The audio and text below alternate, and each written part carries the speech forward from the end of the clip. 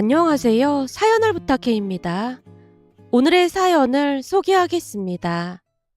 출장을 다녀오고 며칠 뒤 사촌 동서에게 전화가 걸려왔습니다. 형님, 출장 잘 다녀오셨어요? 네, 잘 다녀왔어요. 형님, 이제는 말 놓으시라니까 왜 자꾸 존댓말 하세요? 동갑인데 말 놓는 건 아닌 것 같아서요. 이럴 경우 서로 맞존대하는 게 맞는 거라고 하더라고요. 우리 그냥 맞존대해요. 역시 형님 예의 바른 건 알아줘야 한다니까요. 그나저나 제사인데 참석 못해서 미안했어요. 제사 음식하느라 힘들었죠. 라며 제가 미안한 목소리로 말을 했는데 사촌동서가 수줍게 대답했습니다. 아니에요. 제가 힘들 게 뭐가 있었다고요. 근데 그날 무슨 일이 있었는지 얘기 들었어요? 일이요? 무슨 일을 말하는 건데요?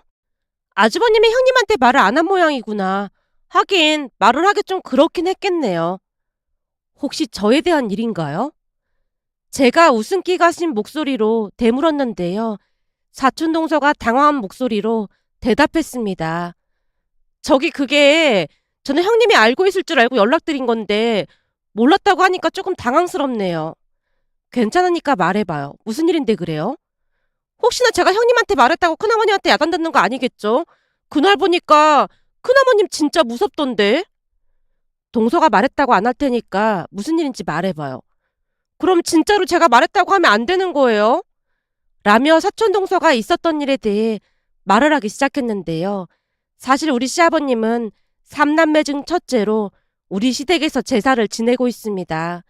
그러다 보니 제사 때가 되면 가족들이 시댁에 모여서 음식을 만들곤 합니다. 그런데 그때는 제가 일주일간 출장을 가는 바람에 제사에 참석을 하지 못할 것 같아 시어머님께 미리 연락을 드렸어요. 어머님, 제가 일주일간 출장을 가는데 하필 제사가 있는 그 주에 출장을 가거든요. 그래서 참석을 못할 것 같은데 죄송해서 어떡하죠? 회사 일 때문에 그러는 건데 죄송하긴 뭐가 죄송해. 괜찮으니까 신경 쓰지 말고 잘 다녀오렴. 근데 아주 기특하네. 제사가 있는 건 용케 기억하고 있었구나. 어머니께서 알려주셨잖아요. 그래도 바쁘다 보면 잊을 수도 있기 마련인데 기억하고 있는 게 기특해서 그렇지. 어머님, 항상 예쁘게 봐주시고 칭찬해주셔서 감사합니다. 얘는 내가 칭찬은 무슨 칭찬을 했다고 그래. 지금껏 살면서 칭찬을 받아본 적이 많지 않아서 어머님이 배려해주시고 칭찬해주실 때마다 조금 낯설기도 하고 쑥스럽기도 한데 기분이 너무 좋아요. 우리 며느리가 얼마나 착하고 예쁜데 그런 소리를 해. 우리 딸이었으면 내가 맨날 맨날 예뻐해줬을 텐데. 라며 시어머님이 약간은 말을 아끼는 모습이었는데요. 아무래도 제 상황을 잘 알고 계셨던지라 눈치를 보는 느낌이었다고 해야 할까요? 그날 시어머님이 제사 걱정은 하지 말라며 몇 번이나 안심시키고 전화를 끊었습니다. 그런데 전화를 끊고 난 뒤 왠지 모를 서러움이 북받쳐 올랐는데요. 우리 친정부모님은 그 흔한 칭찬 한 번을 제대로 해준 적이 없었으니까요. 그렇게 예전 일들이 머릿속을 스치고 지나갔는데요. 저는 친정가족들과 연을 끊고 살고 있습니다. 그러니까 제 결혼식 날조차도 친정가족들을 초대하지 않았으니까요. 초대하지 않았다기보다는 그들이 먼저 저를 차단했다는 말이 맞는 말인 것 같네요. 그 일은 오빠가 결혼하면서 시작이 됐습니다. 친정은 3남매로 제 위로 오빠가 그리고 제 밑으로는 여동생이 있습니다. 여동생과 저는 별 문제가 없었던 반면 오빠는 크고 작은 문제들을 자주 일으키고 다녔는데요. 부모님이 오빠가 다니는 학교에 불려간 적이 한두 번이 아니었습니다. 오빠는 공부를 포기한 지 오래였고 부모님은 부디 졸업만 해달라고 빌어대곤 했습니다. 그렇게 오빠는 겨우겨우 고등학교를 졸업하고 집에서 놀다가 아버지 지인 소개로 작은 회사에 들어갔는데 그 회사에서 무슨 일이 있었던 것인지 어느 날 갑자기 회사를 그만두겠다고 선포했습니다. 나 더러워서 회사 못 다니겠어. 그동안 잘 다녔는데 갑자기 왜 그래? 다들 뭐 같지도 않은 회사 다니면서 대놓고 사람 차별한다니까? 차별을 한다니? 그게 무슨 말이야? 내가 고졸이라서 말귀를 못 알아듣는다나 뭐래나 그러면서 엄청 무시하고 차별한단 말이야. 살다 보면 이런 일도 있고 저런 일도 있고 그런 거야. 그러니까 조금만 더 참고 견뎌봐. 싫어. 나 열받아서 도저히 못 다니겠단 말이야. 특히나 이번에 대학 졸업한 찐따가 한 명 들어왔는데 생긴 것도 뭐같이 생겨서는 나를 완전 하대한다니까. 내가 대학이나 좋은 데 나고 그랬으면 억울하진 않지. 이건 지방대 나와서 유세란 유세는 다 부린다니까. 그렇다고 그만둬버리면 앞으로 뭐 할 건데. 엄마가 걱정 가득한 표정으로 오빠를 바라봤는데요. 순간 오빠 입에서 생각지도 못한 말이 새어나왔습니다. 그래서 말인데 회사 그만두고 나도 대학 갈래. 뭐? 대학? 정말로 대학을 가겠다고? 사실은 지금 회사에 좋아하는 여자가 있는데 그 여자는 대학을 나왔단 말이야. 근데 내가 대학 졸업했으면 좋겠다고 하더라고. 너 회사에 사귀는 사람 있었어? 오, 엄청 예쁘고 착하고 그래. 난 소영이가 하라는 대로 다 할 생각이란 말이야. 그리고 나중에 꼭 소영이랑 결혼할 거야. 라며 오빠가 설레이는 표정으로 말을 했는데요. 오빠가 대학에 간다는 말에 엄마가 기쁨을 감추지 못한 채 말했습니다. 진짜 대학에 갈 거야? 그럼 공부 열심히 해야 하는데 할 수 있겠어? 당연하지. 우선 입시학원에 다녀야 할 것 같아. 그리고 소영이가 수학을 잘해서 도와준다고 했어. 소영이인가는 아가씨가 참 착하네. 그럼 얼굴도 엄청 예쁜데 착하기까지 하다니까. 그래도 소영이는 대학 나왔는데 내가 고졸이면 좀 그렇잖아. 그래서 공부 열심히 해볼 참이야. 살면서 오빠 눈이 그렇게 반짝이는 것은 처음 본 것 같은데요. 오빠는 소영이라는 사람에게 푹 빠진 것 같아 보였습니다. 하지만 저는 이해를 할 수가 없었는데요. 대학까지 나온 멀쩡한 사람이 왜 우리 오빠 같은 사람을 좋아할까라는 의구심이 들 수밖에 없었거든요.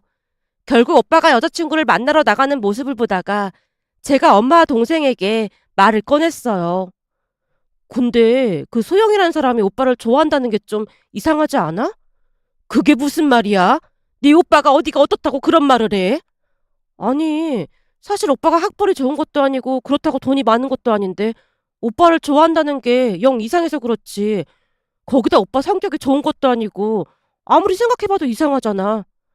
라며 제가 엄마와 동생을 번갈아가며 바라봤는데요. 엄마가 눈을 치켜뜨며 저를 나무랐습니다. 네 오빠가 키도 크고 얼굴도 잘생겼으니까 여자들이 좋아할 만하지. 뭐? 오빠가 잘생겨? 라며 제가 어이없다는 듯 웃고 있던 순간 동생이 끼어들었습니다. 언니, 나도 그게 좀 이해가 안 되긴 하는데 내 친구도 전에 집에 놀러 왔다가 오빠 얼굴 보고 잘생겼다고 하긴 하더라고. 뭐? 네 친구가? 그때 내 친구도 오빠가 키도 크고 얼굴도 남자답게 생겼다면서 몇 번이나 쳐다보더라고. 그러면서 나만 돌연변이라는 말까지 했어. 그건 또 무슨 말이야? 오빠도 얼굴이 잘생긴 편이고 언니도 키도 크고 예쁜 얼굴인데 나만 짜리몽땅하고 못생겼잖아. 하필 내 얼굴만 이 모양 이 꼴인지 모르겠어. 아무래도 나만 안 좋은 유전자를 몰빵해서 받은 것 같아. 그렇지 않고서야 어떻게 이럴 수가 있겠어? 네가 뭐가 어떻다고 그래. 내가 볼 때는 귀엽기만 하구만. 그러니까 내 말은 오빠 얼굴이 여자들이 좋아할 만한 그런 얼굴이란 말이야. 그러니 오빠 여친이 대학을 가라는 말도 하고 그랬겠지. 학교 다닐 때 그렇게 공부를 안 하더니 여친 말 듣고 대학에 간다고 하는 거 보니까 신기하긴 하네. 라며 동생이 중얼거리듯 말했는데요. 엄마가 기쁜 목소리로 주임새를 넣었습니다. 그러게 말이다. 이번 참에 정신 차리고 공부해서 대학 졸업장 따면 소원이었겠다. 엄마, 너무 기대나 하지 마. 엄마도 알다시피 그동안 오빠가 뭘 하나 제대로 끝낸 적이 없잖아. 고등학교 졸업만 하게 해달라고 한 게 불과 얼마 전인데 사람이 그렇게 쉽게 변하겠어? 넌 어쩜 말하는 뽐새가 그 모양이야. 내가 볼 땐 네가 기가 세서 네 오빠가 기를 못 펴고 살아서 그런 것 같아. 뭔 놈의 기가 그렇게도 센지 너 때문에 네 오빠가 저런 거야.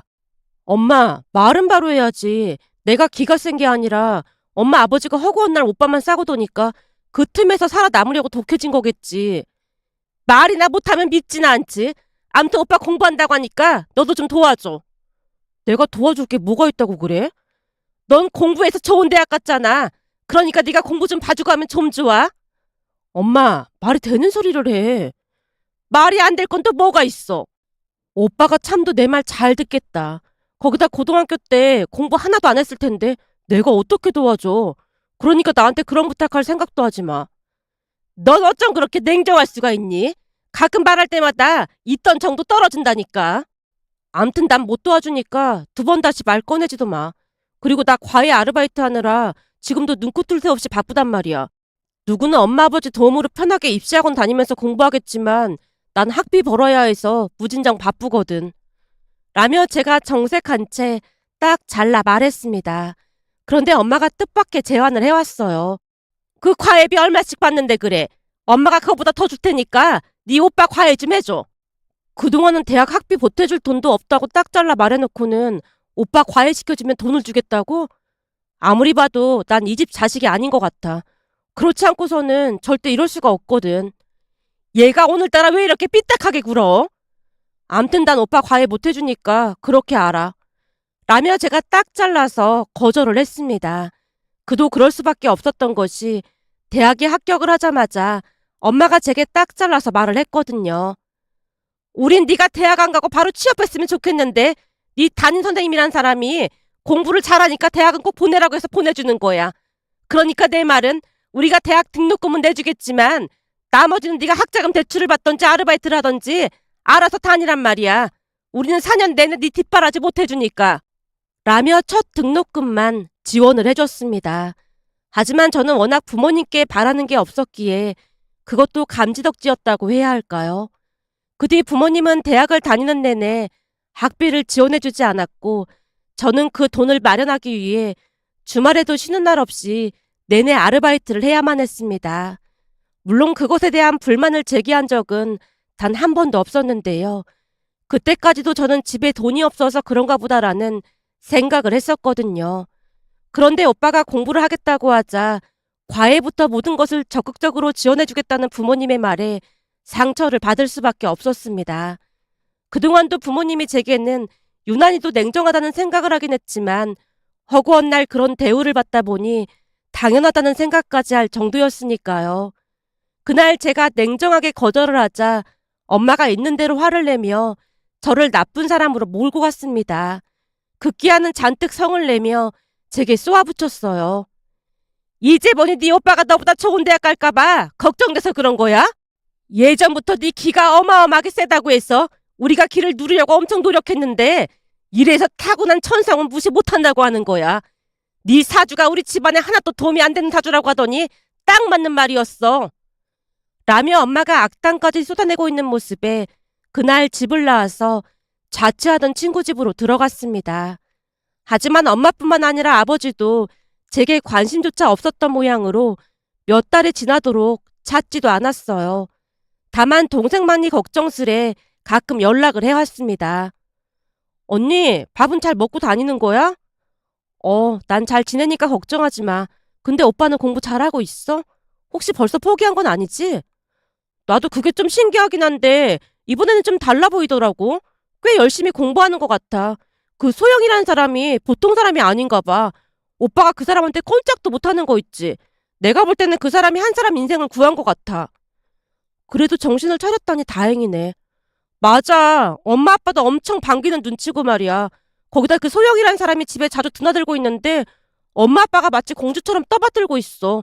너무 과한 게 아닌가 싶기도 한데 망나니 오빠를 하루아침에 바꿔놨으니까 부모님 입장도 이해가 되긴 하더라고. 아주 공주가 따로 없다니까. 오빠 여친 올 때마다 진수성찬을 차려놓고 대기하고 있는데 참 대단하다는 생각만 든다니까. 그나저나 나 돈 가진 거 좀 있으니까 혹시 급하면 연락하라고 전화했어. 엄마 아빠가 언니한테는 유난히 독하게 구는 것 같아서 나도 마음이 아프고 그래. 그나마 동생이라도 제 마음을 알아줬다고 해야 할까요? 가족 중에 유일하게 제가 의지했던 사람이 아닌가 싶습니다.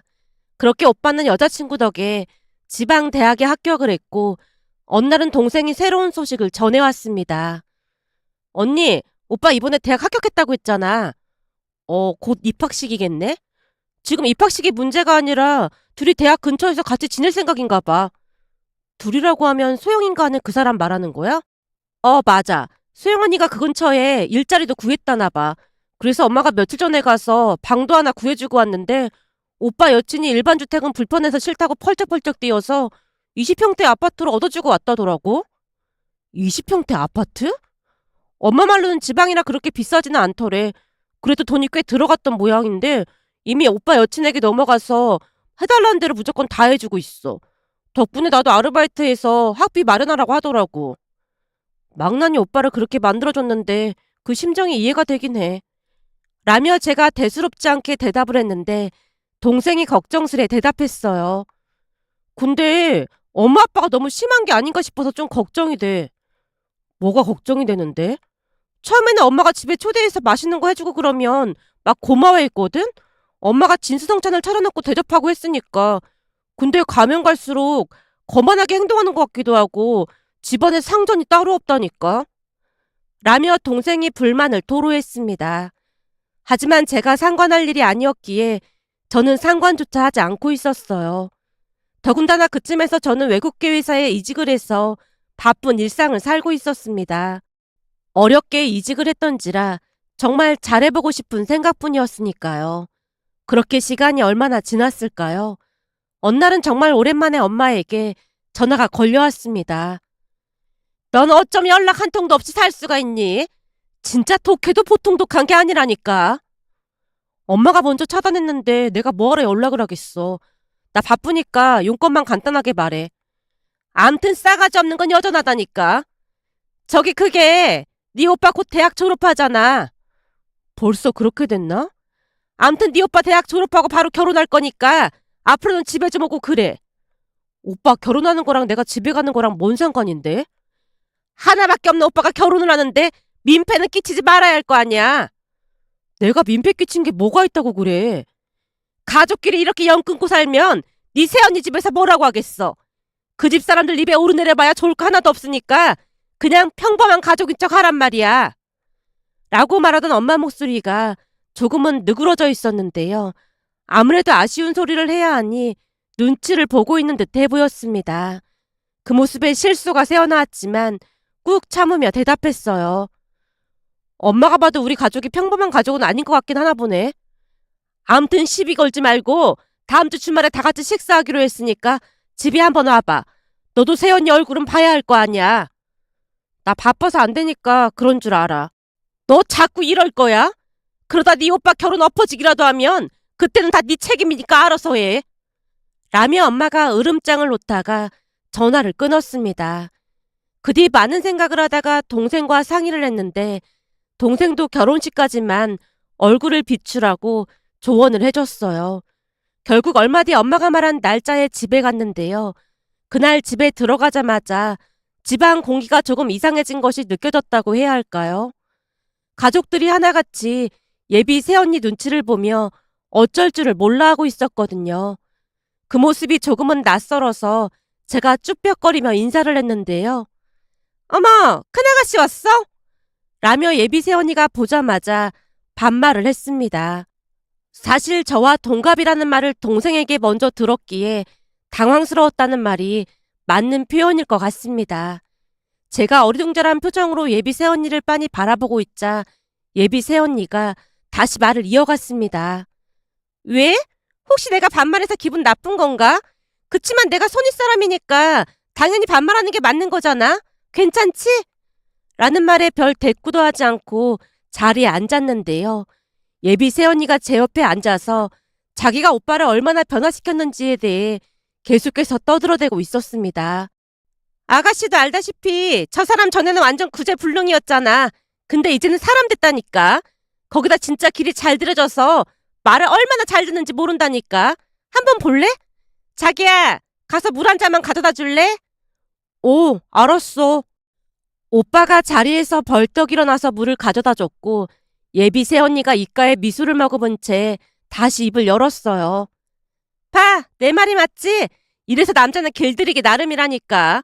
이렇게 다루기 쉬운데 그동안 가족들 모두 저 사람한테 꼼짝도 못했다며? 예비 새언니가 제게 물었지만 제가 들은 척 만척 했는데요.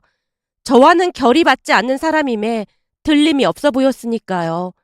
제가 별다른 대꾸를 하지 않자 예비 새언니가 기분이 상한 듯 다시 말을 꺼냈어요. 근데 큰아가씨는 둘째 아가씨랑 다르게 얼굴도 예쁘고 키도 크네. 아가씨는 공부도 잘했다며. 지금은 무슨 회사 다녀? 그냥 외국계 회사 다녀요. 그럼 영어도 잘하겠네? 그냥 회사에서 일할 정도는 돼요. 라며 제가 묻는 말에 겨우 대답만 하고 있었는데요. 갑자기 예비새 언니가 비아냥거리듯 말했습니다. 근데 아가씨는 결혼 안 할 생각이라며? 대체 결혼을 왜 안 한다는 거야? 결혼은 혼자 하나요? 좋은 사람이 있어야 하는 거죠. 얼굴도 예쁘고 직업도 좋은데 결혼 못하는가 보니까 성격이 아주 지랄맞은가 보다. 그지? 순간 사람은 끼리끼리 만난다는 것을 확신할 수 있었는데요.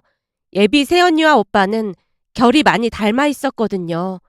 그런 사람과 굳이 말다툼을 하고 싶지 않아서 조용히 있다가 집에 돌아왔는데 오자마자 동생이 전화를 걸어왔습니다. 언니, 오늘 기분 많이 나빴지? 오늘 가서 보니 끼리끼리 만난다는 말이 괜히 있는 게 아니더라고. 나도 그런 생각 하긴 했는데 암튼 너무 기분 나빠하지 마. 나한텐 더 심하게 할 때도 많으니까. 혹시라도 힘들면 언니 집에서 지내도 되니까 언제든지 연락해. 제 말에 동생이 미안한 듯 대답을 했습니다. 그렇게 또다시 시간이 지나갔고 상견례를 한다며 굳이 저를 불러서 본가에 갔더니 동생이 상황 설명을 했어요. 그래도 우리 집에서 언니가 학벌도 제일 좋고 잘 나가잖아. 그래서 언니도 꼭 참석해야 한다고 하더라고. 참내 진짜 어이가 없네. 제가 허탈한 표정으로 긴 한숨을 내쉬었는데요. 부모님이 정말 대단하다는 생각만 들었으니까요. 그 뒤 상견례는 무사히 끝났고 본가로 돌아왔는데 웬일인지 예비 새언니가 오빠를 따라 같이 들어왔습니다. 그 모습을 보며 상관하고 싶지 않아 잠시 후 집으로 가야겠다는 생각을 하고 있던 중에 엄마가 말했어요. 우리는 반찬거리 좀 사올 테니까 너는 새언니랑 여기 있어. 난 바로 집에 갈 건데. 오랜만에 온 김에 밥이나 먹고 가지. 뭐 급한 게 있다고 그래. 네 새언니 혼자 있으면 심심하니까 옆에 같이 있어줘. 현주야, 너도 여기 같이 있지 그래? 나도 뭐 살 게 있어서 금방 따라갔다 올 테니까 조금만 기다리고 있어. 라며 예비 새언니와 저만 남겨두고 가족들 모두 마트에 갔는데요. 가족들이 나가자마자 예비 새언니가 제게 물었습니다. 아가씨, 진짜 결혼 안 할 거야? 글쎄요. 좋은 사람 생기면 하겠지만 아니면 그냥 혼자 살려고요. 아가씨 혼자 살면 나중에 나이 들어서 엄청 후회한다. 생각해봐. 아가씨가 언제까지 젊겠어? 조금만 지나면 얼굴에 주름도 막 생기고 그러면서 금방 늙는다니까. 시부모님이 아가씨 때문에 걱정이 이만저만이 아니거든. 그러니까 괜히 잘난 척 하지 말고 한 살이라도 젊을 때 얼른 결혼해. 근데 그 애한테 들어보니까 아가씨 성격이 아주 지랄 맞아서 결혼이나 할 수 있을까 걱정이라고 하던데 그런 성격 받아줄 남자가 많진 않겠다. 라며 예비 새언니가 다시 제게 시비를 걸어왔습니다. 그동안은 꼭 참고만 있었지만 그날은 저도 폭발하고 말았고 예비 새언니에게 대놓고 말했어요. 언니, 그건 제가 알아서 할 문제 아닌가요? 남의 사생활에 왜 왈가왈부하는 건지 좀 이해가 안 되네요. 그거야 걱정이 되니까 하는 말인데 뭘 발끈하고 그래. 이러니까 사람들이 아가씨 성격 지랄이 맞아서 결혼 못할 것 같다고 걱정하는 거 아니야. 그럼 딩크족인 언니한테 제가 임신 왜 안 하냐고 참견하면 언니 기분은 어떨 것 같아요? 아가씨 지금 뭐라고 했어? 언니는 대체 왜 결혼하고도 자식을 안 낳겠다고 하는 거예요? 그럼 결혼을 할 이유가 없는 거 아니에요? 제가 이렇게 말하면 언니 기분도 나쁘잖아요. 근데 왜 자꾸 남의 인생에 참견을 하냔 말이에요. 라며 제가 쏘아붙이듯 말을 하자 순간 새언니 눈에 눈물이 그렁그렁해진 채 오빠 방으로 들어갔습니다. 사실 그날 상견례 때 새언니가 가족들에게 딩크족으로 살 거니까 손주 낳으라는 말 하지 말라고 몇 번이나 강조했거든요.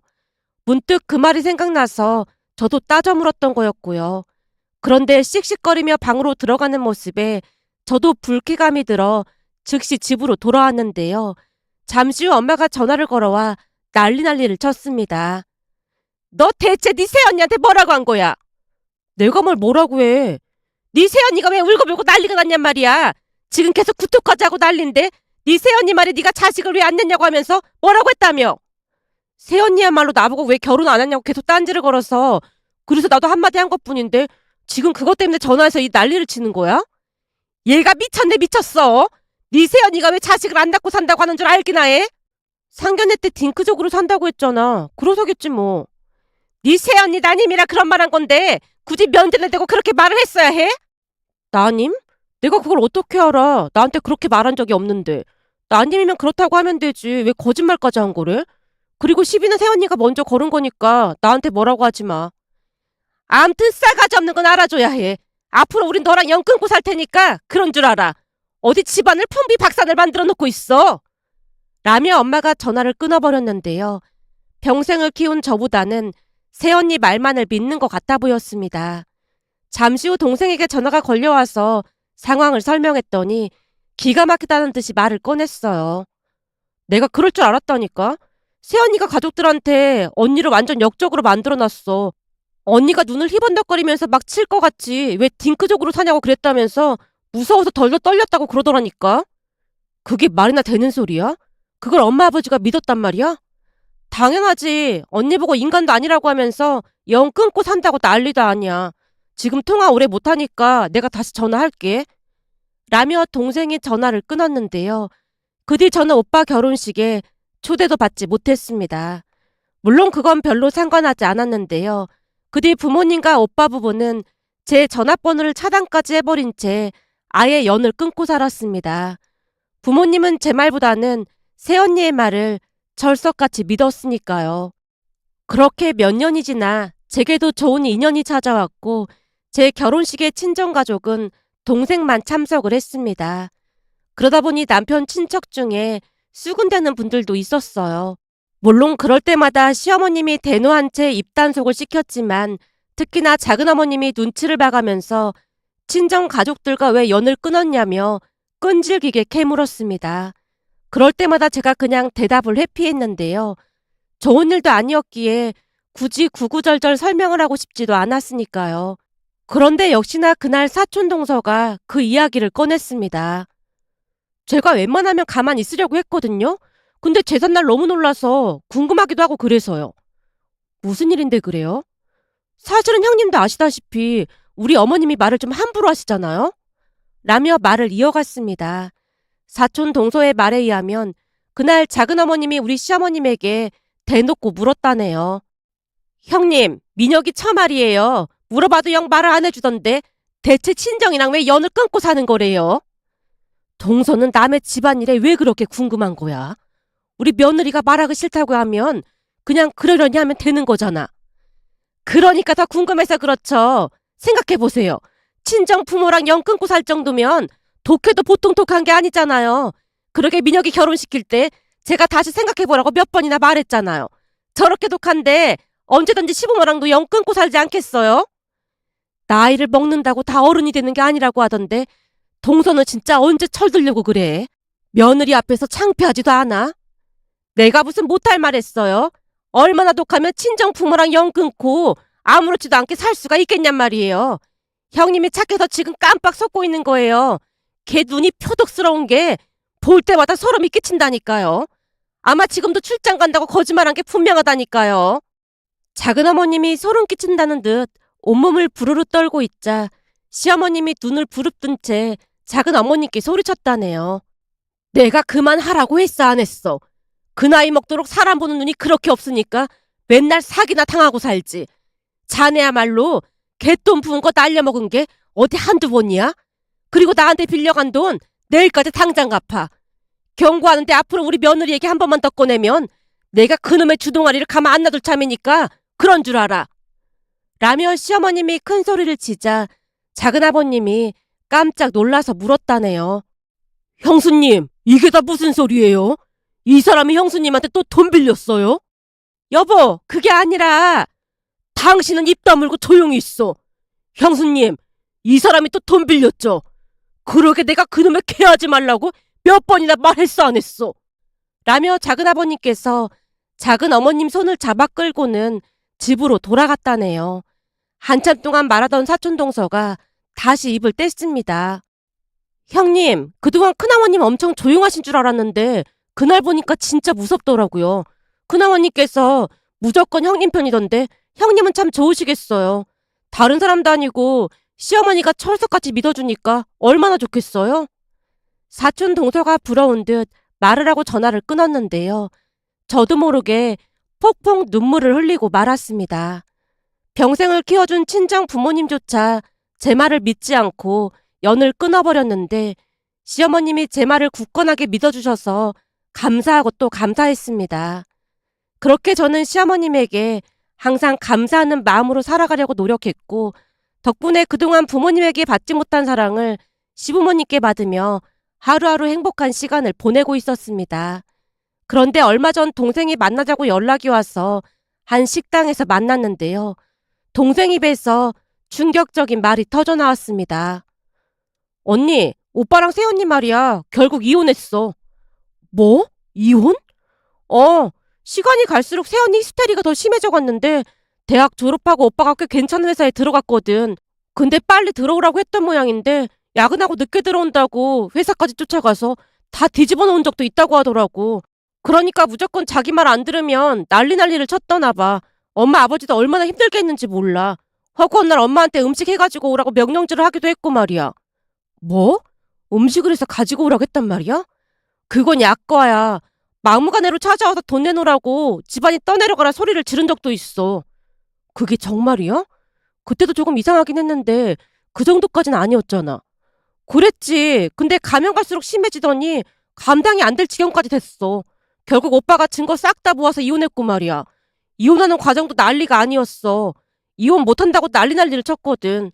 근데 새언니가 오빠 뺨을 올려붙인 적도 많았다는데 그러면서 긁힌 자국 생긴 것도 있고 해서 증거 자료로 제출했다고 하더라고. 그때 볼 때도 공격적이긴 했던 것 같아. 그래서 이혼하고 오빠 혼자 지내고 있는 거야?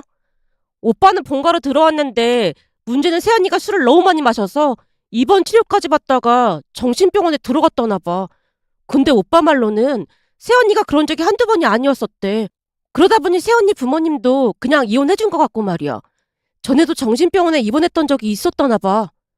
사람 일 모르는 거라고 하더니 진짜 어이가 없어서 말이 안 나온다. 내가 이렇게 찾아온 이유는 혹시나 엄마가 전화할지도 모르니까 아예 받지 말라고 그 말 하려고 찾아왔어. 이 지경이 되니까 언니를 찾더라니까. 아마도 그동안 새언니 때문에 돈을 엄청 쏟아해서 돈이 없으니까 언니한테 돈 뜯어내려고 하는 것 같더라고. 자꾸만 돈을 달라고 해대서 나도 지금은 집 나와서 혼자 지내고 있어. 그러니까 혹시 모르는 번호로 전화 걸려오면 절대로 받지 마. 라며 동생이 씁쓸한 표정으로 제게 몇 번이나 당부를 했습니다. 그런데 며칠 전 모르는 번호로 수십 통의 전화가 걸려오는 것을 보며 엄마라는 확신이 들면서 씁쓸한 마음이 들어 이렇게 글 남겨봅니다. 오늘의 사연은 여기까지였습니다. 즐겁게 보셨다면 구독, 좋아요 부탁드립니다. 고맙습니다.